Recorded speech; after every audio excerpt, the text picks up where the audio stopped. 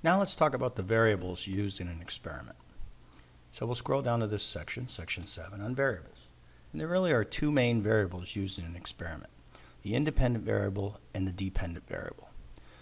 Now, when we talked about previously about hypotheses, that they are direct bold statements, they're that one thing will affect another. In the ecstasy example a minute ago, it was ecstasy will cause brain damage.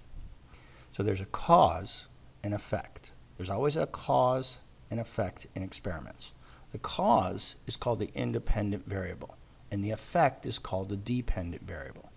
It's a little easier to explain the dependent variable. Quite frankly, the dependent variable depends on the independent variable, or what is manipulated in the experiment.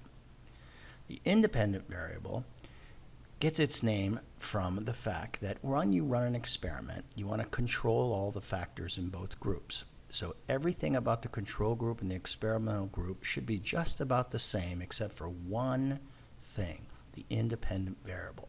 One gets the manipulation, one doesn't. The control group does not get the drug, the experimental group does get exposure to the drug.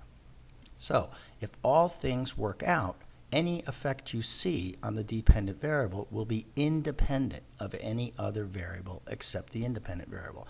That's why it gets its name, independent variable. So the independent variable is the cause, the dependent variable is the effect. Extraneous or confounding variables are any variables that mess up that experiment.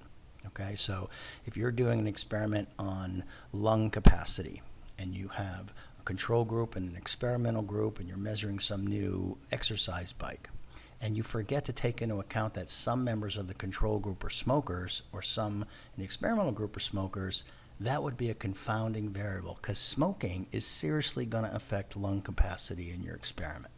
So an extraneous or confounding variable is any variable that messes up or gives you an effect that you wouldn't directly see from the independent variable alone.